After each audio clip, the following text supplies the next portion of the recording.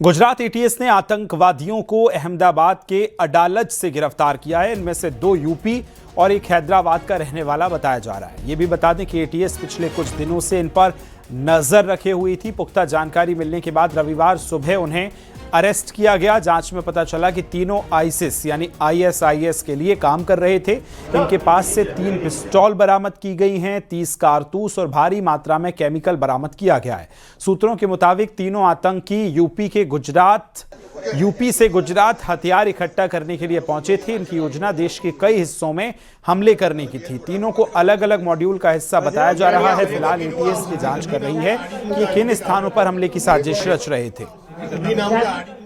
श्री अशोक चौधरी को एक इन्फॉर्मेशन मिली थी कि हैदराबाद का रहने वाला एक आदमी जिसका नाम सैयद अहमद मोहिउद्दीन है, ये देश में आतंकवादी घटना को अंजाम देने के लिए कुछ कार्रवाइयां कर रहा है और इसी के कॉन्स्पिरेसी के भाग के तहत ये गुजरात अहमदाबाद भी आने वाला है।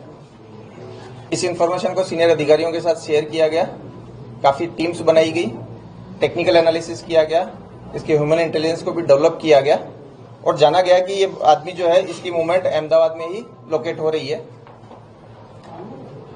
जो अलग अलग टीमें बनाई गई थी उनमें से इस आरोपी को अडालज के पास जो टोल नाका है इस पे वॉच रखी गई क्योंकि इसका मूवमेंट उस साइड में आ रहा था। वॉच के आधार पर एक आंध्र प्रदेश नंबर की एक गाड़ी वहां से गुजरती हुई मिली, उसको रोका गया, चेक किया गया तो इसमें जो इन्फॉर्मेशन वाला आदमी है सैयद अहमद मोहिउद्दीन, ये हमें मिल गया।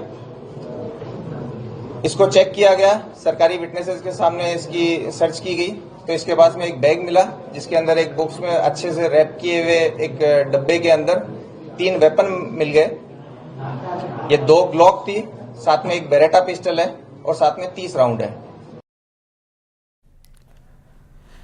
आगे बढ़ेंगे। खबर कानपुर से मिल रही है। छत्रपति शाहू जी महाराज विश्वविद्यालय में बीवीए की 2 छात्राएं लापता होने के मामले में पुलिस ने अब जांच तेज कर दी है। छात्राओं के मोबाइल फोन बंद हैं, बैग विश्वविद्यालय परिसर के पार्क में मिले हैं। कानपुर की कल्याणपुर पुलिस जांच में जुटी हुई है। सीसीटीवी फुटेज में विश्वविद्यालय के बाहर जाती दोनों छात्राएं दिख रही हैं। छात्राओं की आखिरी लोकेशन इनकी झकरकट्टी के पुल के पास दिखाई दी।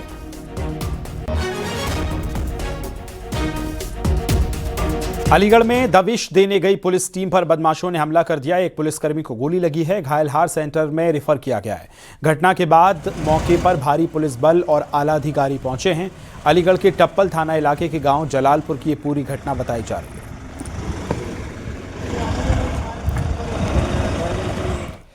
लखनऊ में कार सवार युवती का शर्मनाक वीडियो वायरल हो रहा है। चलती कार में अर्धनग्न हालत में बाहर निकलती युवती लखनऊ के शहीद पथ का ये वीडियो बताया जा रहा है और ये वीडियो बहुत तेजी से वायरल भी है।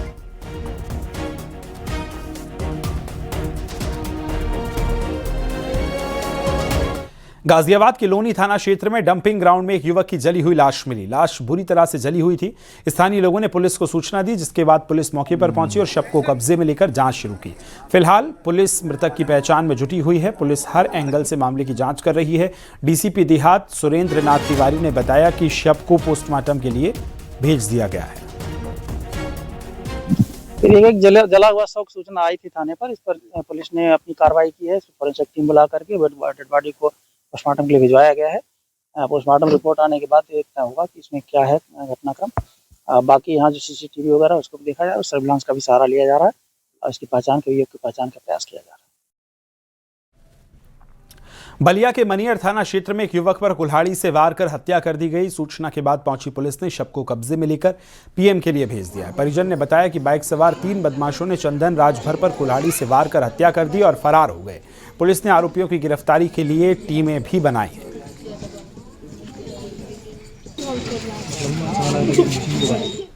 जौनपुर के सराय ख्वाजा थाना क्षेत्र में पुलिस और बदमाशों के बीच मुठभेड़ हुई। मुठभेड़ के दौरान पुलिस की गोली से बदमाश शक्तिमान और शक्ति घायल हो गया। पुलिस ने मखनचू हत्याकांड में घायल समेत कुल 3 आरोपियों को गिरफ्तार किया। 1 नवंबर को भूत प्रेत और पैसा के लेन देन में हत्या का आरोप लगा था।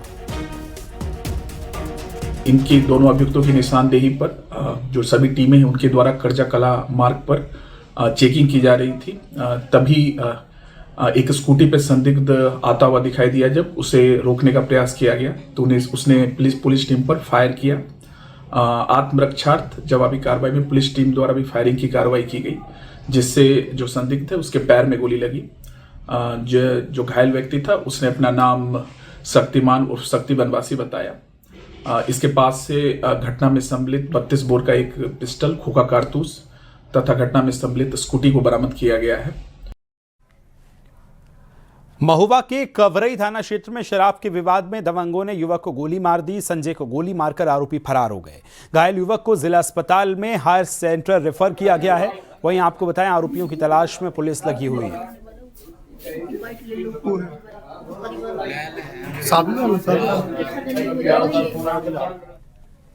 बागपत में एक युवक की गोली मारकर हत्या कर दी गई। युवक का शव जंगल में मिला। मृतक युवक की पहचान शेखर शर्मा के रूप में हुई, जो हरियाणा की एक कंपनी में प्राइवेट जॉब करता था।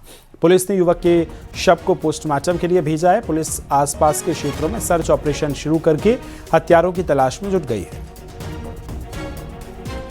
ये हमारे भाई की मर्डर करा है किसी ने, अज्ञात में। ये पता नहीं कौन है कौन नहीं, इसकी अभी कुछ जांच नहीं पड़वाई कौन है कौन। कहाँ का है, क्या नाम है, क्या करता था, पूरा मामला बताओ। गांव निवाड़ी, जिला बागपत, नाम शेखर शर्मा। हरियाणा में कुंडली में जॉब करता था। ड्यूटी से आते वक्त इसके साथ ये हादसा हुआ।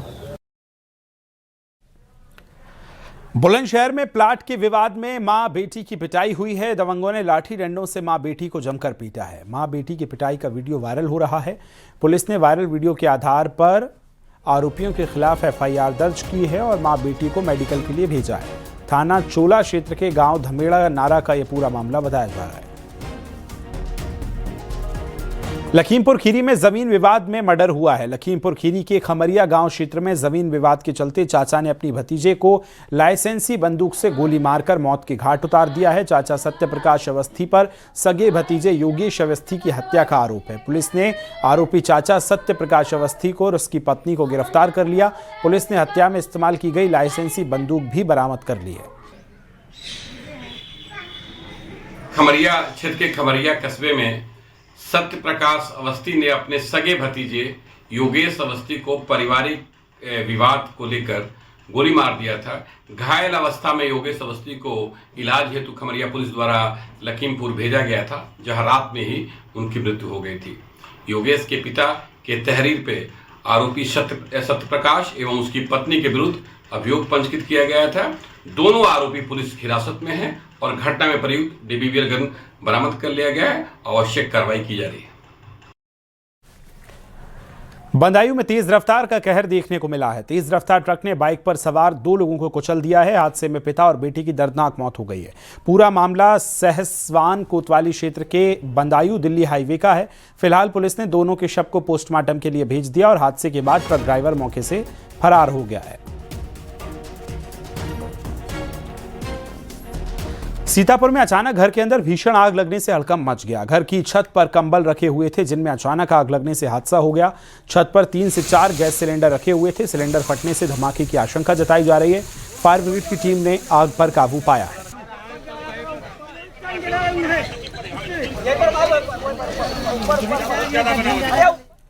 आगरा के थाना अछनेरा क्षेत्र में मामूली विवाद में 2 पक्षों में खूनी संघर्ष हुआ।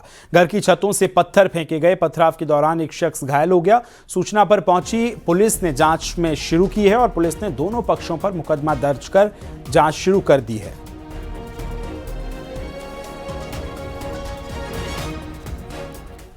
मेरठ के हस्तिनापुर थाना क्षेत्र में कार सवार बदमाशों ने गांव की महिला के प्रधान के घर पर फायरिंग की है। प्रधान के घर पर अंधाधुंध फायरिंग सीसीटीवी में कैद हो गई। चुनावी रंजिश में फायरिंग का शक है। गांव के ही रहने वाले आशीष और कालू नाम के आरोपियों पर मुकदमा दर्ज हुआ है। पुलिस आरोपियों की तलाश में लगातार जुटी हुई है।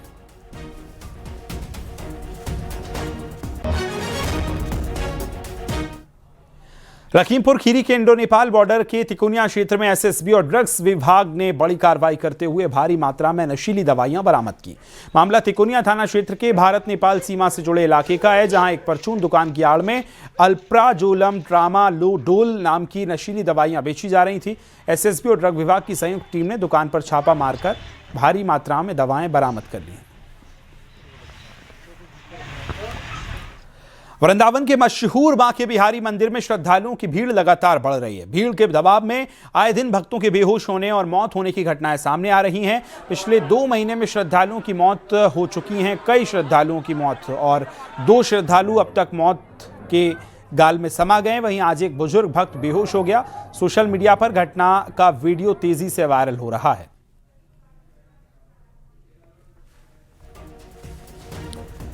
एटा के जलेसर में बेटे बहू ने एक बुजुर्ग दंपत्ति को घर से बाहर निकाल दिया। बुजुर्ग दंपत्ति को एसएचओ ने मदद करते हुए 4 दिनों से भूखे बुजुर्ग दंपत्ति को थाने में खाना खिलाया।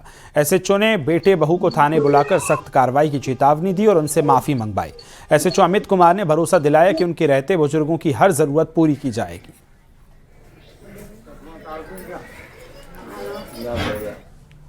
आगरा में अवैध खनन को लेकर पुलिस और प्रशासन एक्टिव है। प्रशासन द्वारा बनाई गई ज्वाइंट टास्क फोर्स द्वारा बड़ी कार्रवाई की गई और अवैध खनन में शामिल कई गाड़ियों को सीज किया गया। डीएम और पुलिस कमिश्नर ने अवैध खनन की रोकथाम को लेकर ज्वाइंट टास्क फोर्स बनाया है।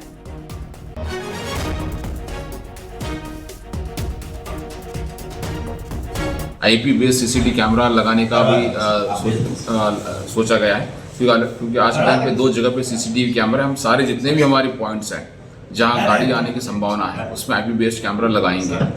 इसके अतिरिक्त जो टीम्स को भी दायित्व दिया गया है कि इसमें सख्ती बरता जाए और जो भी इसके सेफ्टी के साथ और सख्ती के साथ विजिलेंट के साथ काम करे, इस पर कोई कोताही नहीं, 0 टॉलरेंस से एंड सख्त से सख्त कार्रवाई की जाए। इसी निर्देश के साथ आज हमने एक सीपी सर की अध्यक्षता।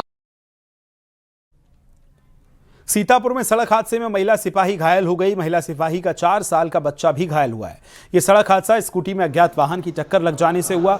महिला सिपाही तबादला होने पर दूसरे थाने ज्वाइन करने जा रही थी, तभी वो हादसे का शिकार हो गई।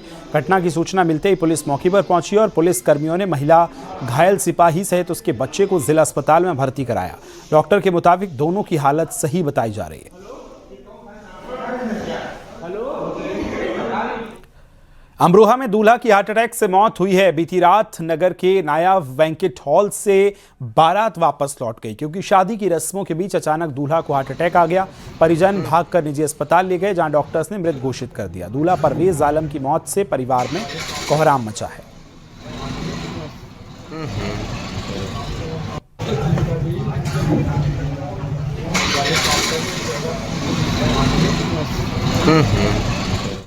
लखनऊ में लाउड स्पीकर को लेकर अभियान चला है। नियम विरुद्ध लगे लाउड स्पीकर्स को हटवाया गया। पुलिस ने अभियान चलाकर कई धार्मिक स्थलों से लाउड स्पीकर्स हटवाए गए हैं।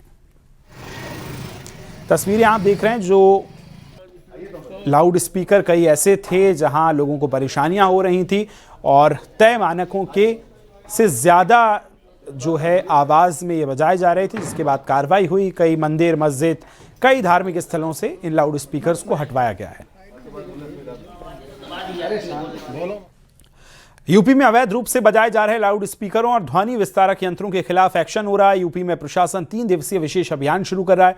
हम आपको कार्रवाई की 3 तस्वीरें दिखा रहे हैं, फिरोजाबाद, संत कबीर नगर और आजमगढ़ की, जहां तीनों जगह आप देखेंगे कि धार्मिक स्थलों पर जो स्पीकर्स लगे हैं और तय मानकों के विपरीत चल रहे हैं, उन पर कार्रवाई हुई है। 3 तस्वीरों में आप देख सकते हैं।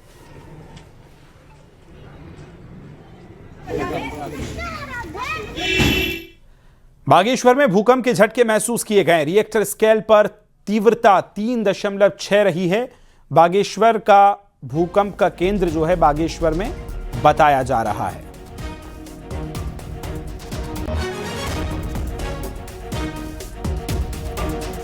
मेरठ में वायु प्रदूषण का ग्राफ कम होने का नाम नहीं ले रहा है। कई इलाकों में AQI आज भी 350 के पार रहा। वायु गुणवत्ता सुधारने के लिए मेरठ प्रशासन तमाम जतन कर रहा है। नगर निगम की तरफ से पानी का छिड़काव भी करवाया जा रहा है, लेकिन फिर भी जो है AQI लगातार बढ़त बनाए हुए है।